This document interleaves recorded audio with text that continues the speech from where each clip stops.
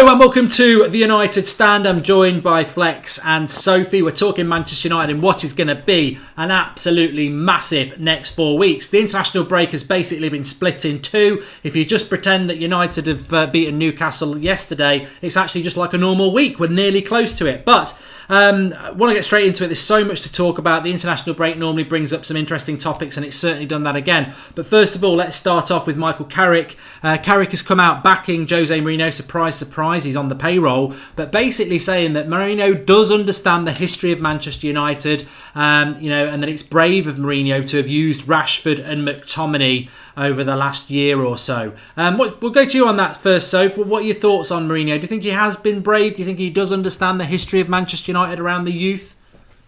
I think he's been very brave, you can't deny that, but is it brave in the right way, brave for the right reasons, or is he just being brave just to cause a scene? People think he does stuff on purpose to annoy the fans, so you can definitely say brave is the right word for that, but definitely for me not clever. You can't say anything has really been pulled off when he's took a risk like that and nothing has really worked. So brave for the wrong reason, I think you should say. I think he does understand that, like Rashford, he has been given chances under Jose Mourinho. For me, Rashford, the concern is whether he will ever turn out to be a good striker for United. If you look at the chances he missed for England the other night, and that happens far too much for me. For Rashford, he's just never been a consistent finisher, which is a shame. But I do love Rashford. It's just whether he's going to be cut out to be a striker at Man United. That's a worry for me. Troll Big says, did you hear about Saudi Arabia are interested in buying Manchester United? What do you think? We are going to talk about that as a topic point, but it's not Saudi Arabia, the country, trying to buy Manchester United. It's rich people from Saudi Arabia. But just quickly, before I go to Flex on that, because you raised a good point about Rashford. I watched the game on Friday, but it's no surprise to me, and I'm sure it's no surprise to United fans to realise that Rashford one-on-one, you wouldn't bet your mortgage on it. Across from Rashford, you wouldn't bet your mortgage on it getting past the first man. A free kick, you wouldn't bet your mortgage on it not hitting the wall. His final ball's quite a concern. What do you put that down to? Do you think he is going to be the next Danny Welbeck, or do you think it is just the fact that Mourinho has, halted his progression over the last 2 years? Some people talk about a loan. I don't know, to be honest with you. I don't know if you can blame Mourinho. I think Rashford is one of these players where he likes to take risks. That's why I like Rashford. He takes risks. He tries that whip ball, doesn't he? He tries to hit the ball a bit like Ronaldo sometimes, you should say. And when it comes off, it's fantastic, but it doesn't always come off. But More I like Johnny Wilkinson, isn't it?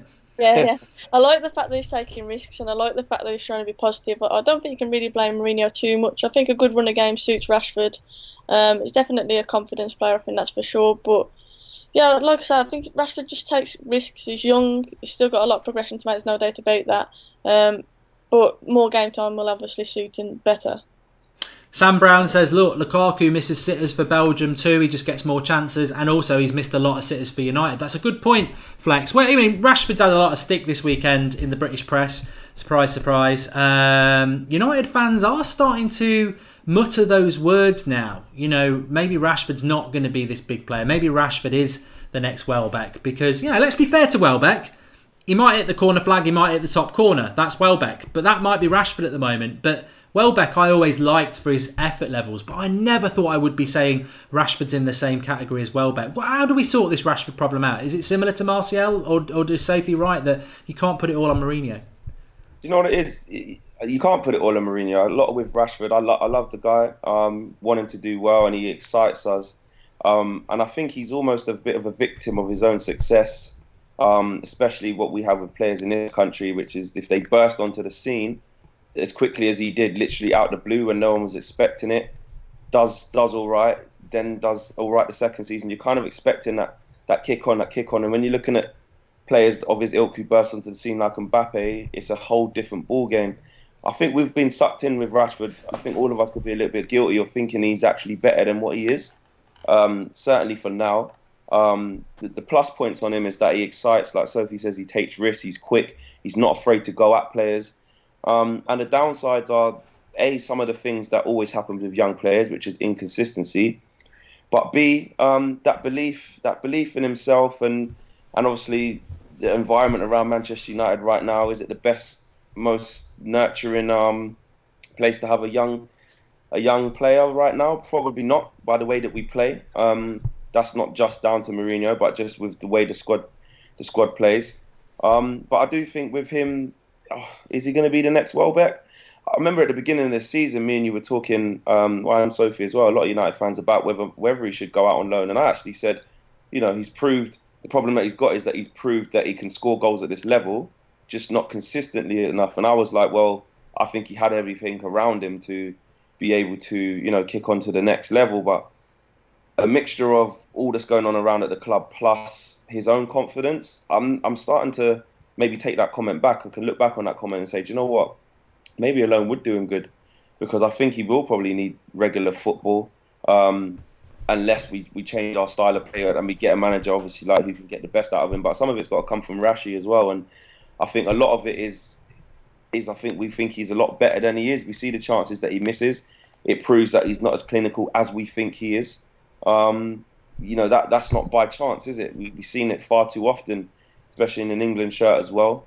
So I think rival fans, though, like you said, you can tell a lot by what rival fans think. And there's a lot of rival fans that would love to have him. They see him and they think he's even way better than he is. I was speaking to some Arsenal fans even last night, and they're like, what's happening with Rashford, man? He's a sick player. I'd have him all day. They think he's amazing. And it's like, when you support United and watch them every single game, you see that, he maybe isn't that as good as, that the rival fans think he is. But he's regarded highly. So, yes, he's a good player. I think he's got a bright future, but I definitely think he's overhyped right now.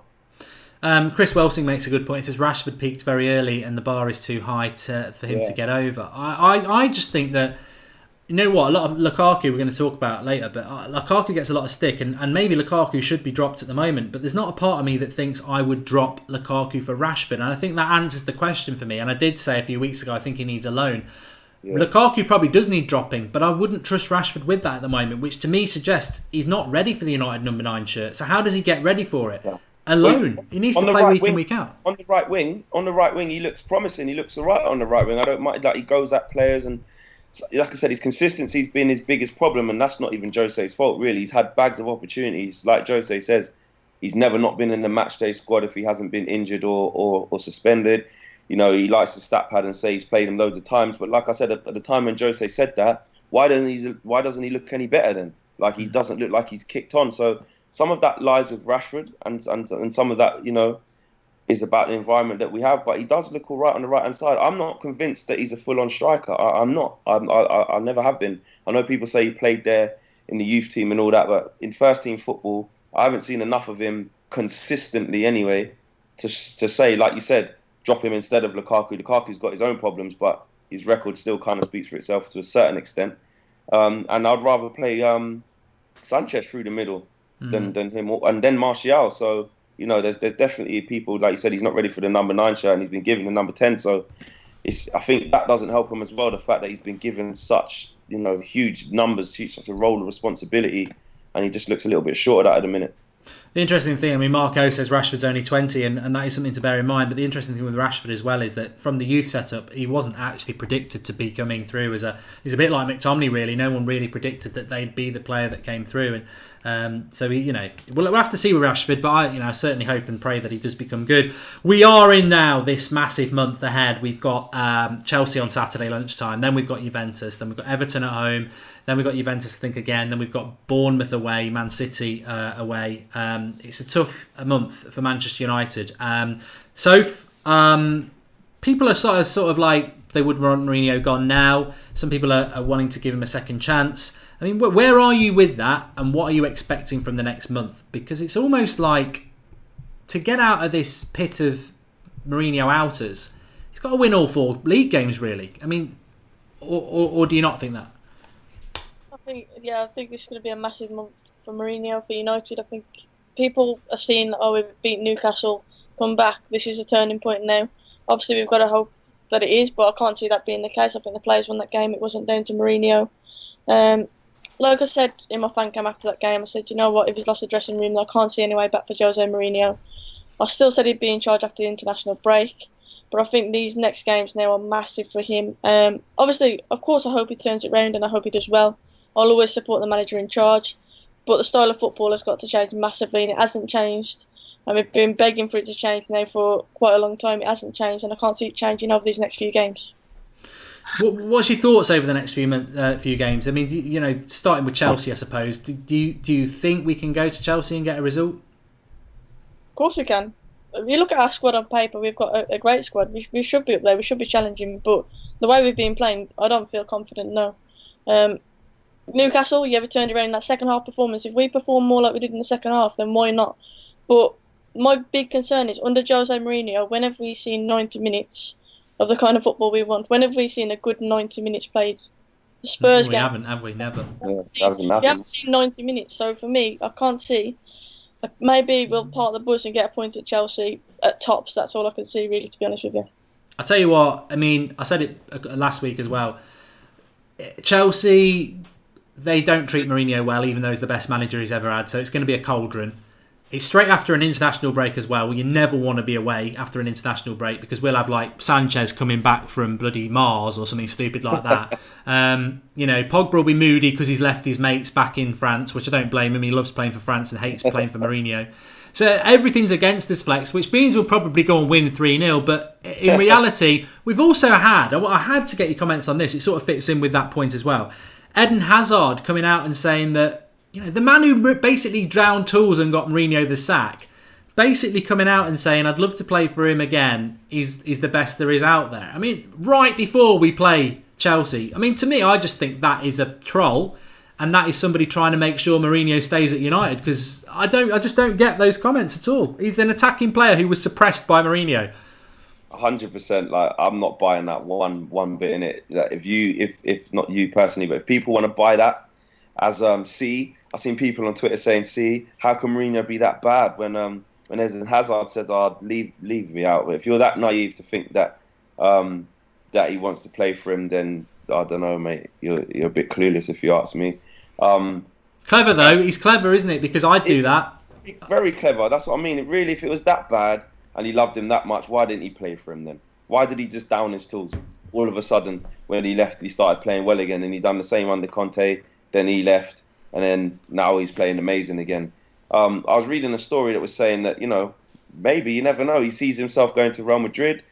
Real Madrid might lose their manager. There's talks maybe Jose could go back there. Maybe he's just keeping the garden path green so that, just in case they ever buck up on each other again, it's not that bad. But I'm not buying that. And like you said, we're just about to play them.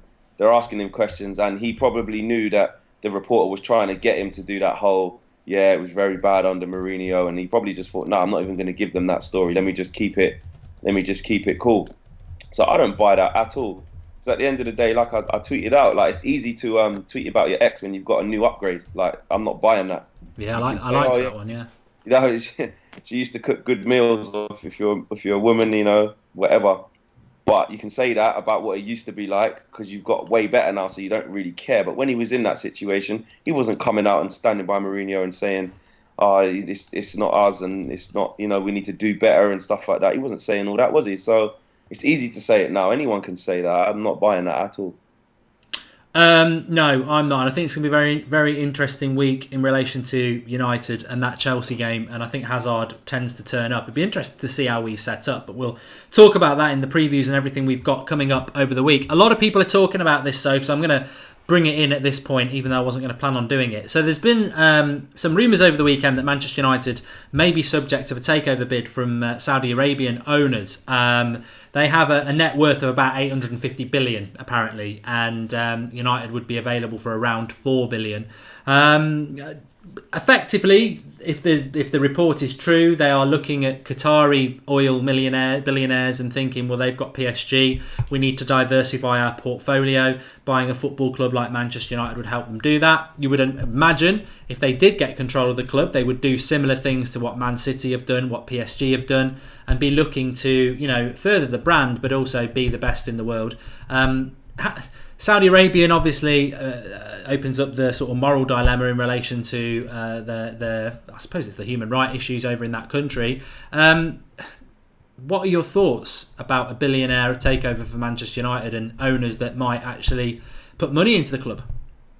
You've got to be excited by that talk, I think. I mean, a lot of people talk about the heritage of United, the history and all of this, but I think, like Rand said the other week, we need a fresh start at Man United, and I think that includes the board, it includes the owners, and I think it's exciting. Obviously, it's a massive thing to be talking about, this money being pumped into the club, but surely it's a positive. At the end of the day, like We've got a lot of deadwood at United. There's people talking about saying that we're going stale. The football isn't excited, and we need to be excited as fans. And I think a big takeover like that's something to get us all excited again, isn't it?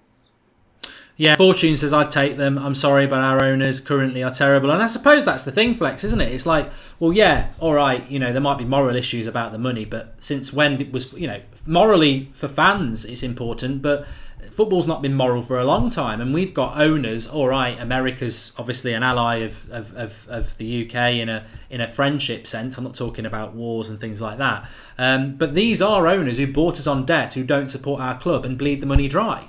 All right, these owners might be from Saudi Arabia, but if they want to chuck money into the club that's from oil and that's legit and turn us in and actually spend some money, we've had over a decade of this shit. Of course. At the end of the day, Man United, we're a team, we're a club, a brand, a franchise that is self-sufficient. So we only need to see what money we're making now in a bad time to show that like we regenerate our own money. I remember Arsene Wenger saying that the reason why he does rate Man United so much as opposed to a City or Chelsea is because they're almost like a man-made entity. Them teams there, like Chelsea, they went and they were literally had no history and then bought it all. We wouldn't be accused of doing that, and I think under these current owners, the Glazers, we can tell they're all about sucking money outside of the club and don't give a shit about putting into it within reason. Yes, because Jose has still had money, but we know that their main priority factor is to do that. And I was talking to a lifelong fan. He's been a fan for over like 30, 40 years. Been going for a long time. And he was saying, if you look at it from a business decision, if you were the Glazers, let's say put yourself in their shoes, why would you sell Man United? It's a gold mine. They're sitting on a gold mine. They're ticking all their boxes. The revenue's coming in. We've got big profits. It's not within, it makes bad business decision to sell it. But back to the question, would I welcome new owners, like you said, like a Saudi Arabian consortium with billions of pounds? Of course I would, especially because, like I said, they will be buying into a team that already makes its own money. So all they'll really need to do is invest into the actual squad and stuff like that and help restructure the club. I would 100% support that. We're not one of the clubs that will be accused of buying it all, because we've had it all without the billion, $trillion owners. Like we've built our stuff on our history. So I would 100%, welcome that. And even if we wasn't, like you said, football's moved on. This is what happens, man. People come in from over abroad and stuff and look at it, and they look at the Premier League, they look at the biggest clubs in it, which is us, and want to make money and take it over. That's what happens. They did it at Leicester, they've done it at City, they've done it at Chelsea. They're doing it, man. This is new age football. The reality is, whilst the Glazers own Manchester United, we have got two arms tied behind our back because our wealth cannot be spent because it's been sucked out of the club because they bought us on debt. But the bad side of that is they've been so successful business level with all the brands.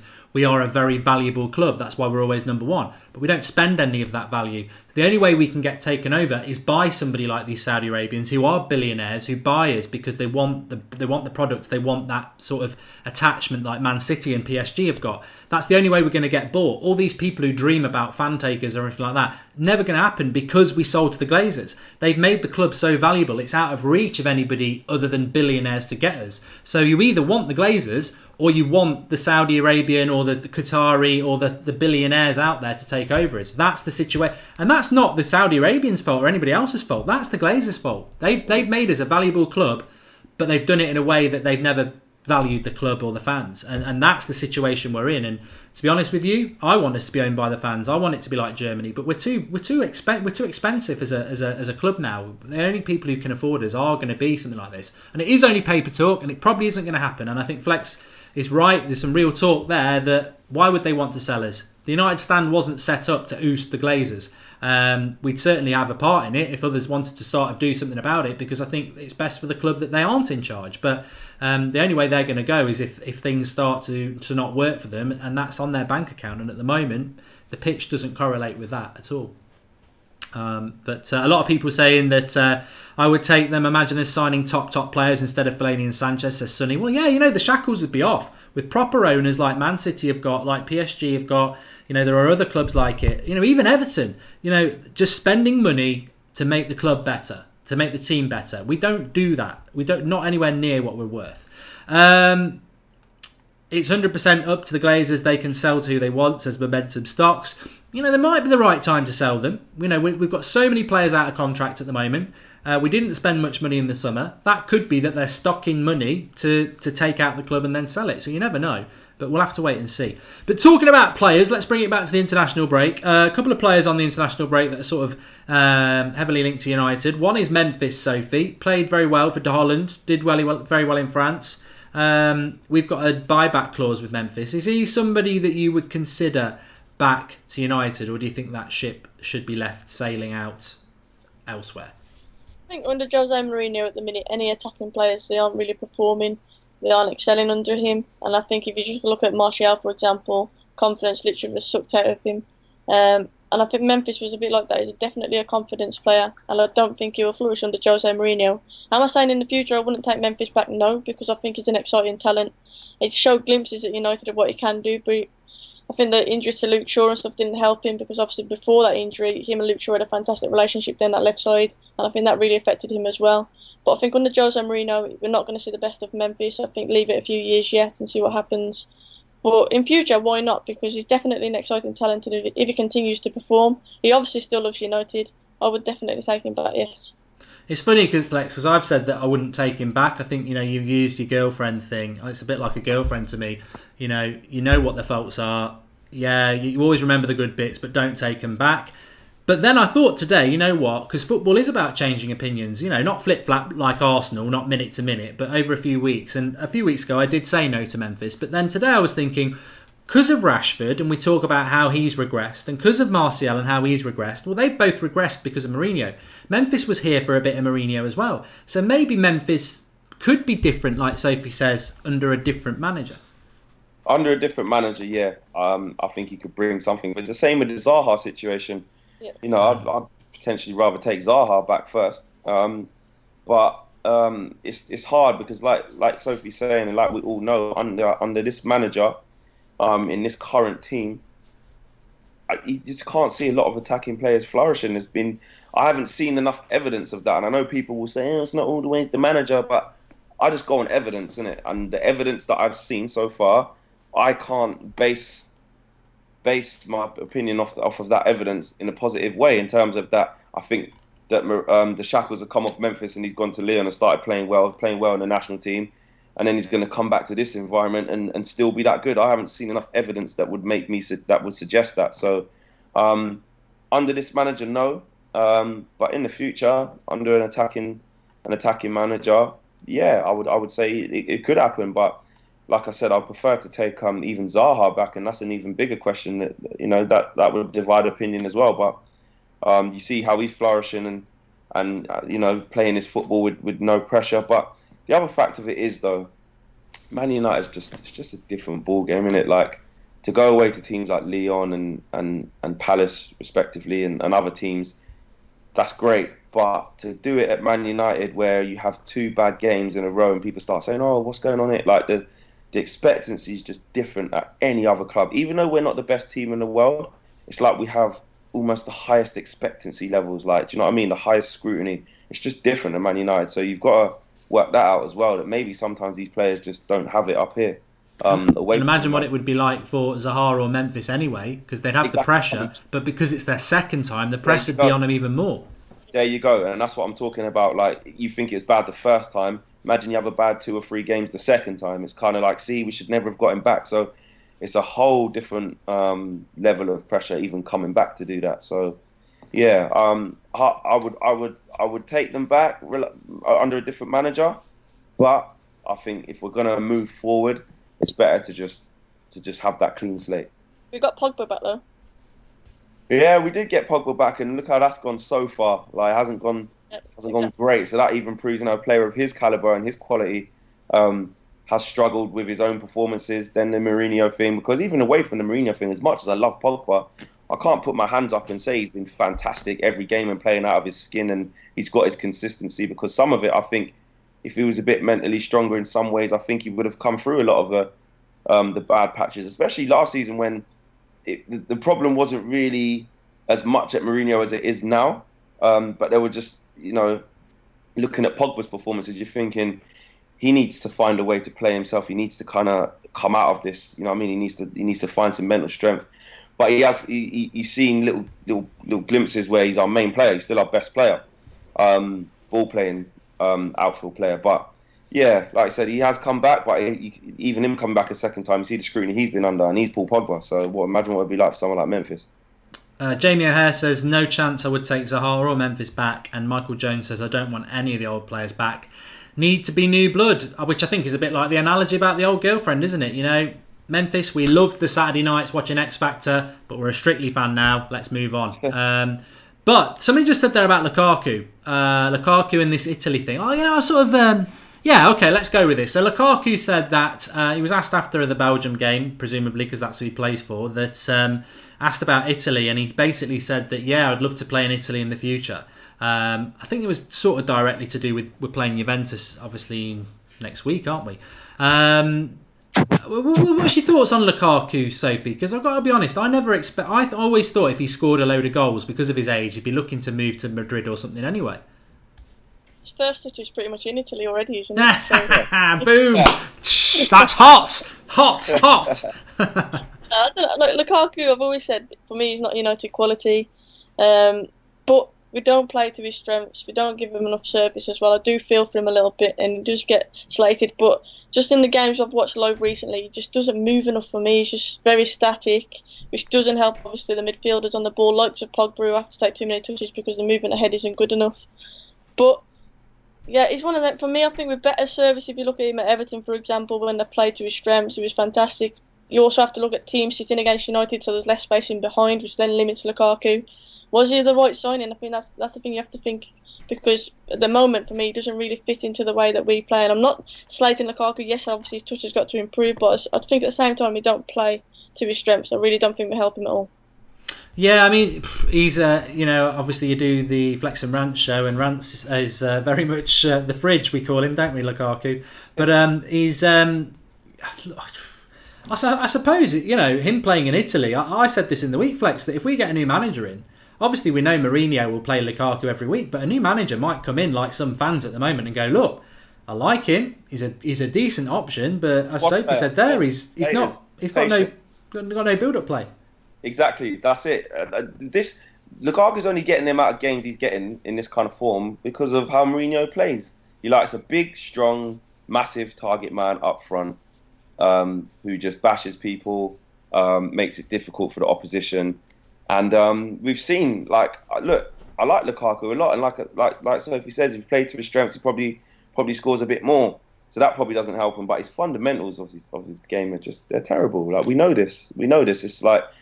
It's almost like maybe a bit bad to bash him about it, really, because it's not like we didn't know it, I suppose. I think we just kind of secretly, when he came to me, although the rival fans saying, yeah, but his touch is poor, this is that, I just sort of went under the umbrella of, yeah, he's young, he'll improve, we'll get the best out of him and change that side to his game. And from what I've seen with my own eyes, week in, week out, that ain't changing. Like, people talk about him going, scoring goals here and then going on to like Real Madrid or Bayern Munich and all them teams. It was like, never going to happen, because the way that they play football, it doesn't allow for a player of that ilk to be in there doing that. Do you know what I mean? They wouldn't have it. There too many players that are on a wavelength above that. So yeah, he's not easy on the eye. He can't hold up the play, can't link the play as well as he should do.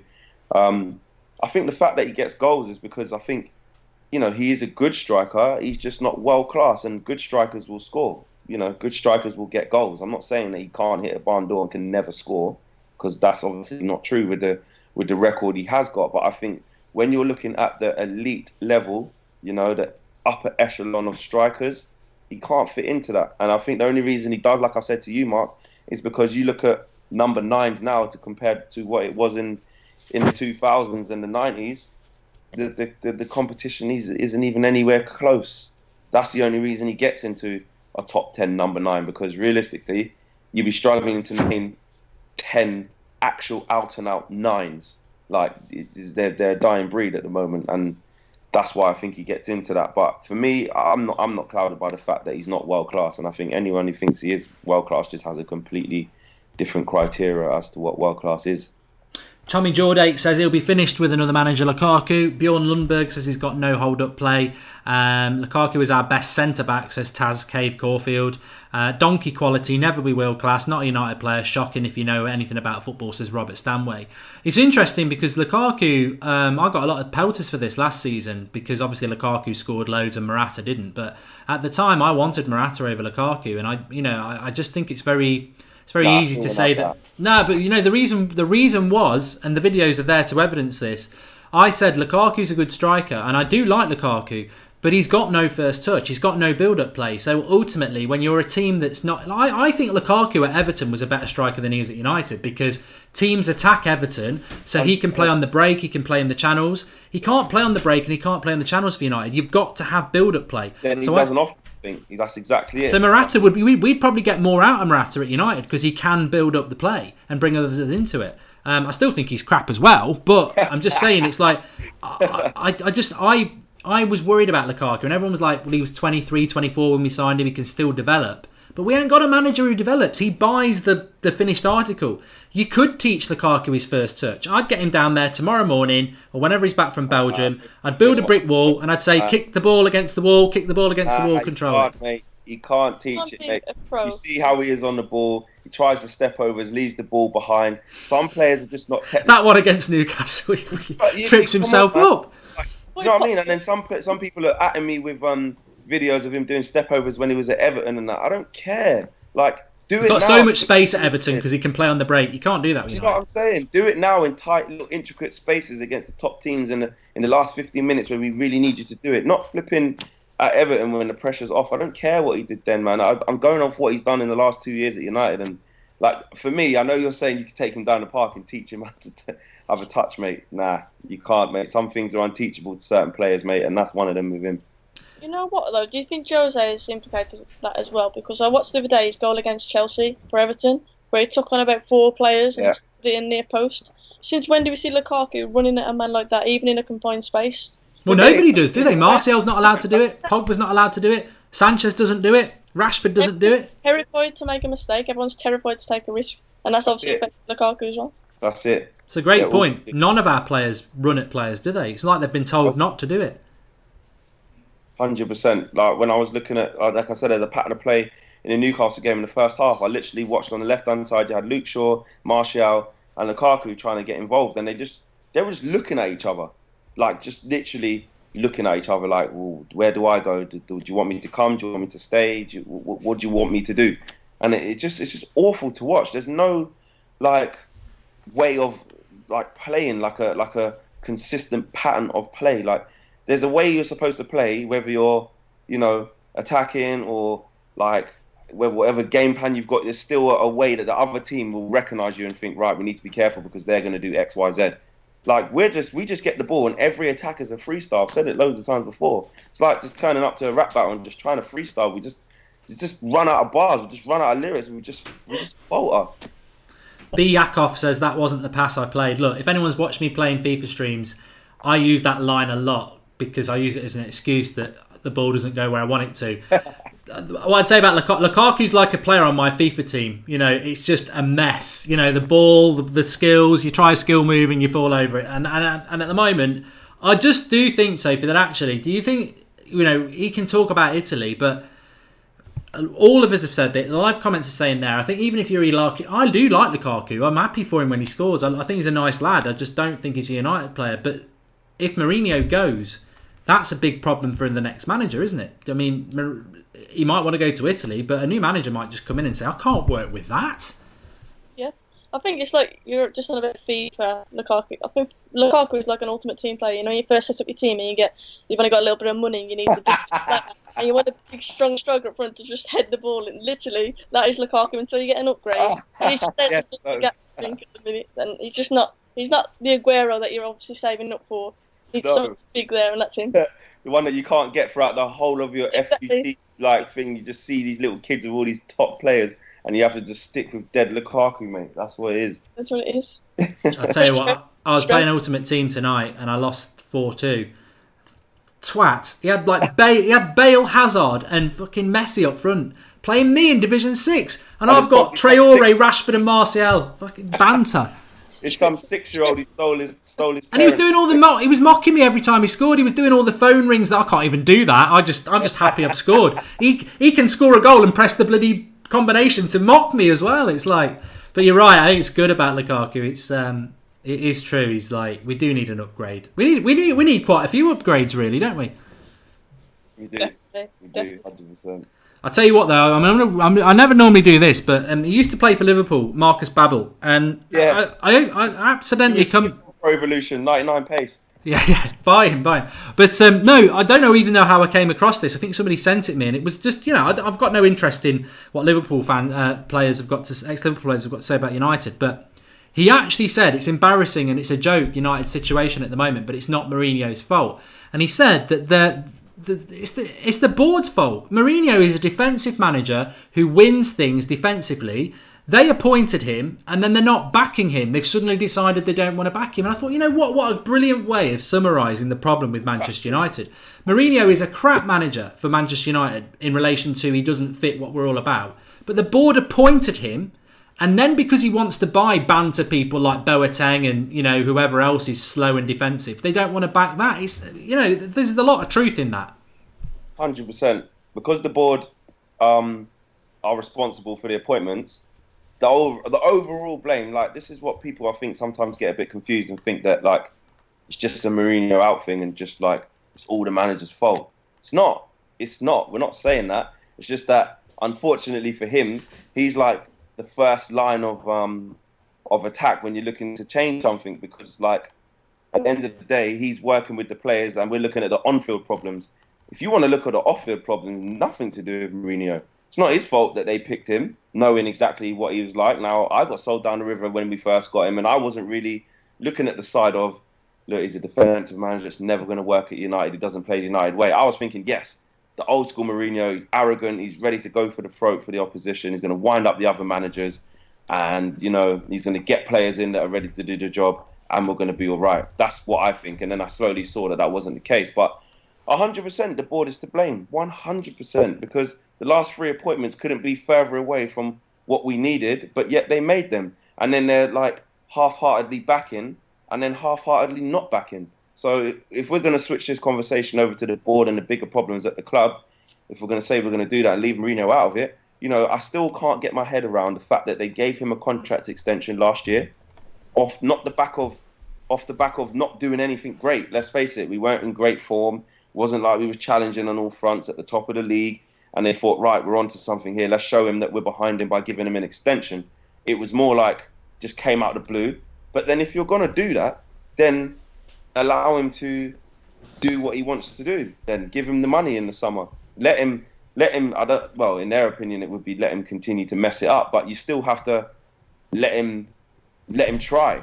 But I think even them, they just thought, nah, we can't afford to let you keep wasting money like this. So it's kind of like a double-edged sword. Yeah, they're right to act if they don't believe in him, but then they're wrong because at the end of the day, you put him there and you gave him a contract extension. Breach69 says everyone loved the board when Jose signed up. Like I always say, I think it's a very good point. Everyone's pissed off with the board at the moment. Gary Neville was pissed off with the board a week ago. But there's a lot of truth in that. Were we pissed off the board when Pogba came? I've been pissed off with the board for a long time because I don't like the owners. But there needs to be consistency there. I do agree with that. But this board do keep appointing defensive coaches. And I don't know whether you saw the Germany-Holland game last night, Soph, but a lot of United fans in the summer were saying, let's get Boateng. And I was saying, and a few others, that he was crap.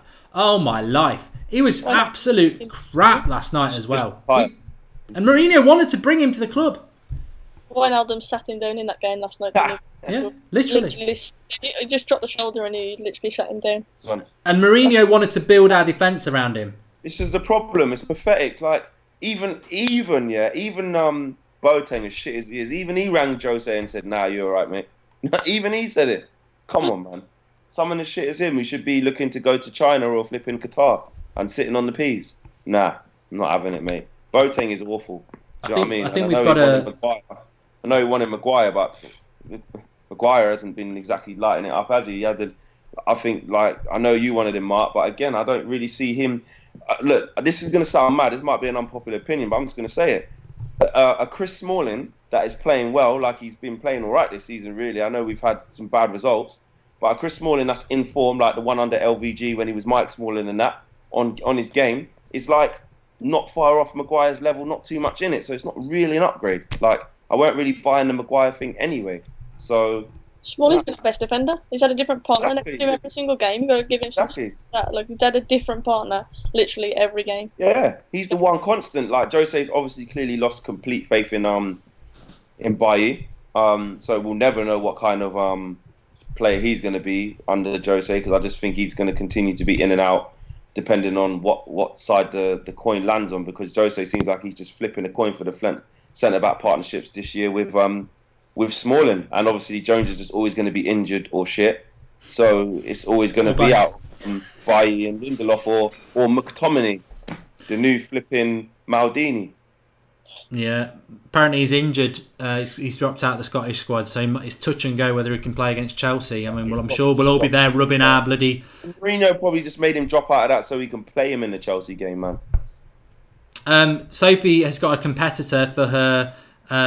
We were talking about Lukaku going to Italy, and she said, well, that's where his first touch is, so maybe he'll enjoy it there. But the real Zlatan has come back with not a bad one. He says Tupac would be alive if Lukaku was shooting him, which is probably about right. Yeah, that's true. I think I have heard that one before as well. Yeah. The old ones are the best. Stephen Featley, the board is destroying all that Manchester United stands for. Thanks for the contribution, mate. Let's have a look. I just want to take a few comments and see if we can get some good questions in there. So chuck some in. Mad Marcus says no settled centre-back partnership hurts us badly. Yeah, this was exactly what Safe was just saying there. I'd agree with that. Why is Fred not being played? Yeah, I'll take that one up. Sophie, Fred, why do you think Fred's not being paid? 50 million. So somebody Jose actually was allowed to sign in the summer, and gladly the board said no to Boateng, but we did buy Fred. And he ain't been picked. £50 million player. What is that all about? What's your interpretation of that? Fellaini's fit. So that's a simple answer. Jose loves Fellaini, doesn't he? I don't know. Well, he did buy him before he knew Fellaini was staying, didn't he? Yeah, I thought Fred in the Wolves game, to be honest with you, I thought he was one of our better players, and I thought he was trying to make things happen. He obviously scored. He had a great free kick saved, and I was really disappointed that he was taken off in that game, because I thought he was actually one of the players who actually stood out to be taking risks and trying to make something happen going forward. He brings energy to the midfield that I think we lack. So the only thing I can think is Jose maybe trying to ease him in, trying to protect him a little bit before dropping him into a consistent starting 11. That's the only reason I can think to why he's not playing, because at the end of the day, if he's going to settle into the Premier League, he needs to be given more game time. I think that's the only way that he's going to settle, really. But yeah, like I say, that Wolves game for me, I thought he was one of the better players, and when he was taken off, I was quite shocked at that. And he hasn't really played much since that, has he? No, he hasn't. I do agree. I mean, I forgot about that free kick. He was really good. Linking fans to football, thanks for the contribution. And CGS says, are you playing FIFA tonight? Can't wait. I'm not. No. I need to keep my blood pressure down on a Sunday night, otherwise I'll tire myself out for the week. I'll probably do one tomorrow at some point. But listen to the type of centre-backs Mourinho wants, says N'Golo Hans, a centre-back who can build from behind. That's why Boateng is required. Build from behind? His house is made of straw. He gets blown over. He's the straw defender. Fred, Matic and Pogba, says SL Jones. Yeah, would you... Chelsea, midfield 3, flex. I'm sure it's not going to be the one that Mourinho goes with, but... Would you put Fred in there with Pogba and who else? Or would you go somewhere? Pogba and Fellaini. With Pogba and... What, say that again? Would I put what? What midfield 3 would you go with against Chelsea, and what do you think he'll go with? I actually would play Fellaini in that game. I'd play Fellaini, Fred and Pogba. That's what I'd do. You play Fellaini? Yeah, I would play Fellaini. And I would say you will. I would say try and get forward where you can, and sort of play maybe the advanced of the two. I know it's all about trying to free up Pogba and getting him to play, but against Chelsea, they're going to be very strong in midfield. We know they can move the ball. I actually would play Fellaini in there because he can break up play. He can be a nuisance, but even like I said, going forward and for set pieces, just bring it down and a way of controlling the game. If we are to play like that, I would actually play him. Let Pogba and Fred do the running in behind, just behind him. But like I said, I don't think he'll do that. He'll go with Matic and Fellaini. Yeah. Active Dan says our midfield has to be Pogba, Herrera, and Fred. I'd love that. I'd love Pereira in there as well. We've got options. Jorginho, he's what made the most passes in the league so far. So I think needs someone in his face. You need someone to get in his face, and I think Herrera's got the energy to do that. Maybe even Fred as well, to be honest with you. Maybe put Herrera on Hazard for the whole game like we did before. Just get him to follow him around for the entire time. I don't know if that's going to work with Hazard in this form now, mate. Hazard just freeze him out. Their midfield options are scary though. Like Safe says, you got Jorginho, Kovacic, Barkley's in form again, Kante. Fabregas not getting a look in, mate. Yeah. Then they've obviously got Hazard and Willian. Our only hope is that Morata plays up front, although he did score last game. Yeah, so. Just start luck, mate. He'll probably. This is the thing about us right now. You look, we've been cussing Morata all season, saying how shit he is, and then he'll probably make us look like toast. He scored the winner last year. It's the battle of the strikers. It's Lukaku versus Morata. Yeah. Cancel your plans on Saturday because they'll be shooting all fucking day. Oh, sorry for swearing, but someone else is. It might be 0-0 then. Go 0-0. I'll take that. Yeah. Well, I think a draw would be a good result. So for Mourinho, he'd bloody love that if he was offered that now. Well, I think we need more, but he'd be happy with that. Yeah, I think at the end of the day, it's a draw or a loss, isn't it? I think that's the way that we're looking at it at the moment. So yeah, I'll take a draw definitely at Stamford Bridge. Yeah, I ain't gonna lie. I have obviously I want myself to be wrong. I'd love to win there. We haven't won there since 2012, is it? When Chicharito scored the winner, I think. But we have been terrible there, even on a time where we've got our players and we're playing all right football. We still got a terrible record there. Yeah, we've just got a terrible record there. So, and based off what we've seen before, I don't think there's anyone who's not clueless who would say, "Oh yeah, I'm really confident we're going to win." So, if there was ever a time to steady some form of ship and for Jose to pull out a 0-0 masterclass or a draw, it would be now, and then try and build some momentum because, like you said, there's a lot of factors. We needed a game on that Tuesday. After that Newcastle game, and then another game after that on the Saturday to build a bit of momentum. We didn't really want that break because if we come out, we lose. If we lose against Chelsea, then we got Juventus at home, very tough game. We lose that, and we're just more than back to square one. We're like -5. It's interesting though because David Tapgun says I have a feeling we'll win against Chelsea. They'll give us a game, but we need attack and then to absorb pressure. So Flex is right. We'll need Fellaini.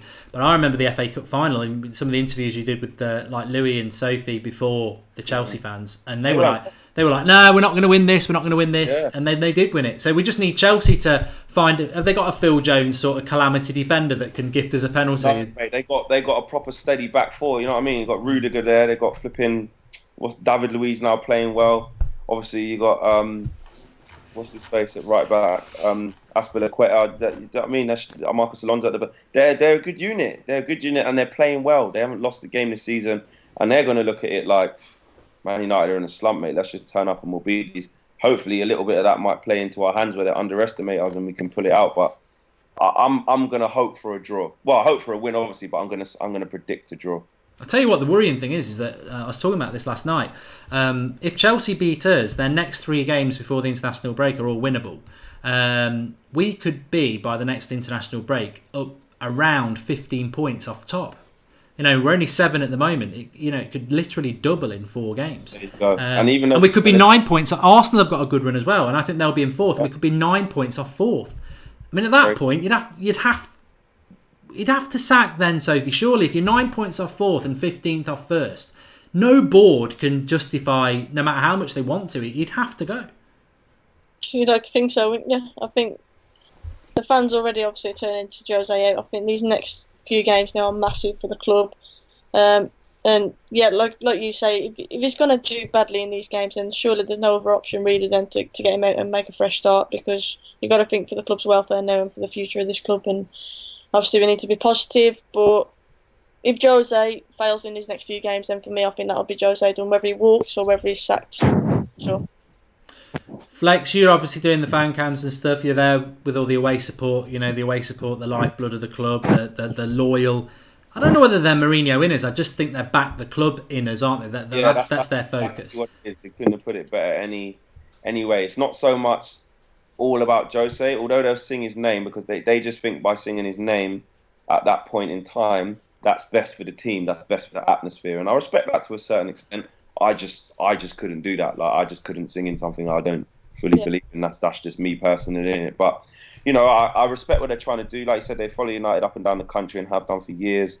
But, you know, it doesn't mean that their opinions are always right, and more than someone who watches all the games at home. Like, do you know what I mean? You can still see the same problems whether you're watching at home or whether you're watching it live. So I think they're definitely more, not like you said, not more so Mourinho in as just sort of back the club, back the manager, and a lot of the hardcore way support sort of say just back him until the end.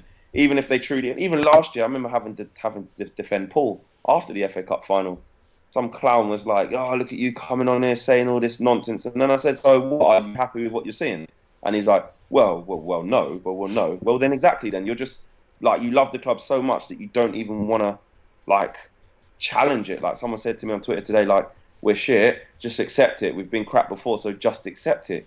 What does that mean? What do you mean, just accept it? Like, we all back the club in different ways, and maybe your way is sitting back and when it's crap, just say, "Oh well, you know, we used to be good, so we can't own having that."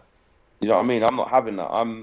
I'm saying if I love the club that much, that I want to question why it's not right. I want to question how we can make it right. I'm not going to just sit and accept it. Since when's that ever been good enough? If you love the club, so you know, there's different takes on it. People support the club in different ways, but for me, I can't sit back and just accept what's going on and be like, "Well, we were good for 20 odd years, so it's our turn to be shit." No, I'm not accepting that, man. No, it's bad ownership. You know, I don't mind a rotation of teams winning it as long as we are competitive. But we're in this situation because of bad ownership. James Timmy says Jose has papered over the cracks by winning big games with one-off tactics. If we used one identity last year, we would have finished fifth. I mean, he'll be working on this really hard. He's going to a club that mocked him last time when Conte beat him. You know, it's the club that really put him on the map. It's a club that's in form. It's a game he can't afford to lose. He'll have been working on this absolutely solidly, trying to figure a way to get something on Saturday. It's going to be very, very interesting. But Chelsea, it could be Chelsea, Ronaldo, or Pep that are the games in the next few weeks that finish Mourinho off. What are you thinking? Where's it going to end, or do you think he still will be here at the next international break? You know what? I've got a funny feeling that he's still going to be here at the next international break, to be honest with you. If I've got to choose one of those three, I'm going to say Ronaldo. I think Juventus is going to be a massive challenge for us, and I think that'll be the game that does him. The second. Flex?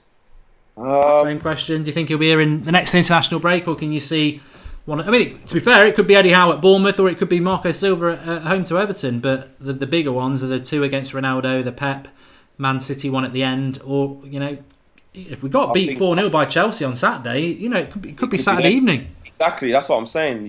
Exactly that. If you get peppered by Chelsea and get battered, and then we lose comfortably against Juventus, that could be it. Good night. But I'm going to go with I think the board's reluctance to act quickly. You know, because they could have just acted after the West Ham game. They still could have acted after the Newcastle game, even though we came back. They could have looked at it and still thought, nah. But I think the fact that they had the cool-off period, international break. I think they're making, you know, inquiries about other managers. I think we'd be naive to think that wasn't happening. I'm going to go with the end, like when we play Man City. Like if we've lost all them 3 games, or bad results, or not a good points return, I think he's gone then. I think at the next international break he'll be here. He might go over that break regardless of the results, but I don't think the board want to sack him. No. So Random says, put your faith in Mourinho. You are not true supporters. Well, that's just not that comment. I wish I hadn't read it. It's irrelevant.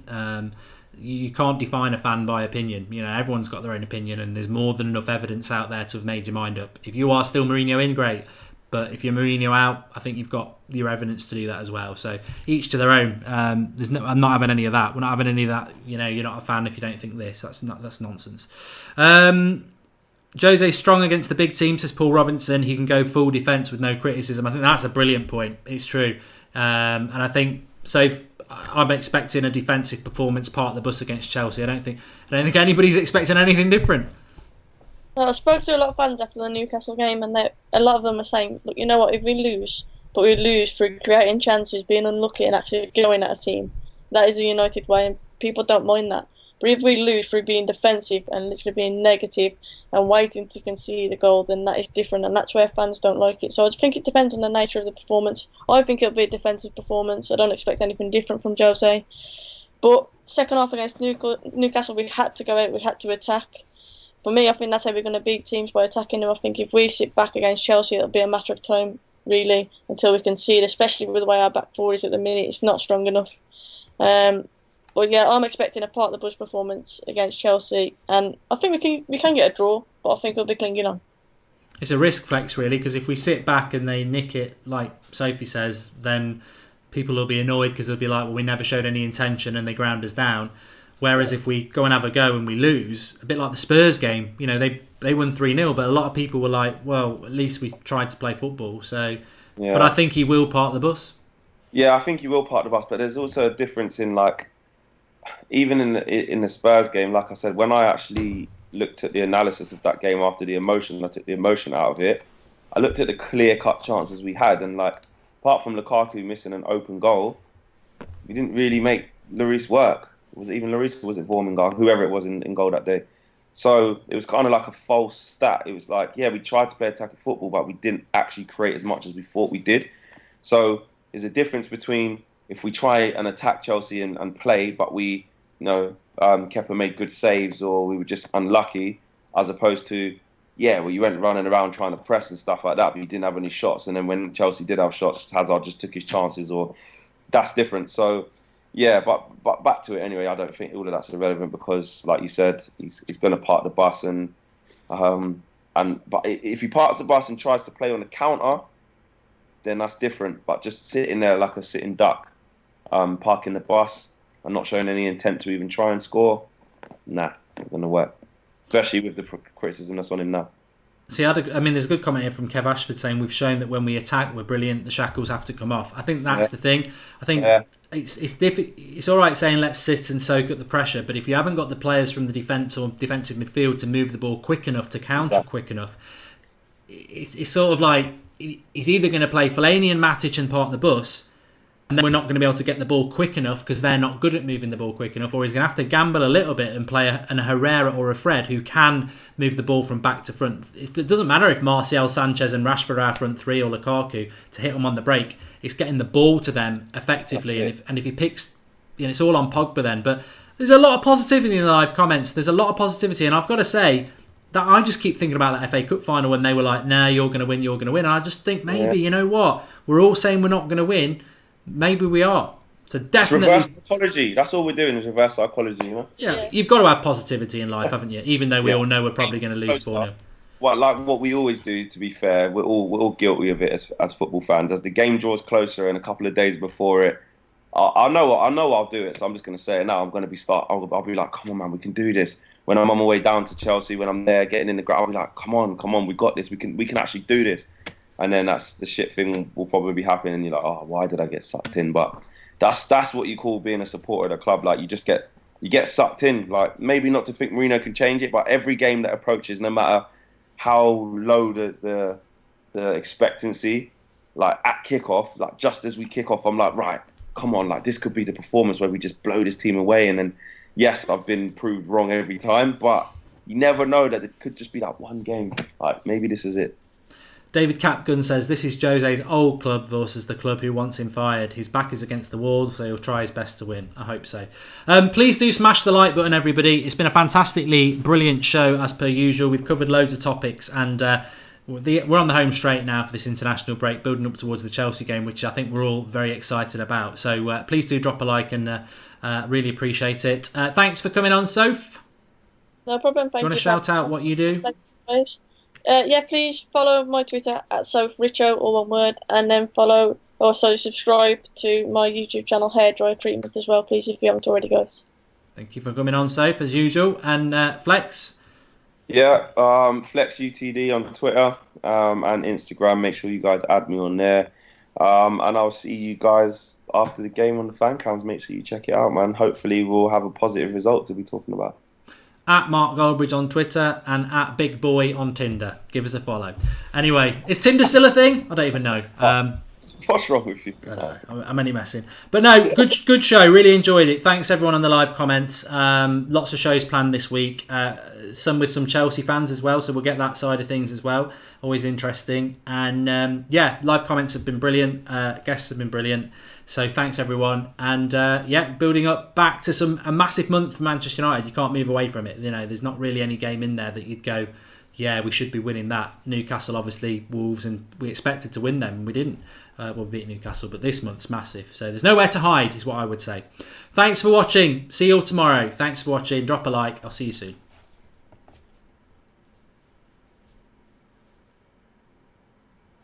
And we're done. Cracking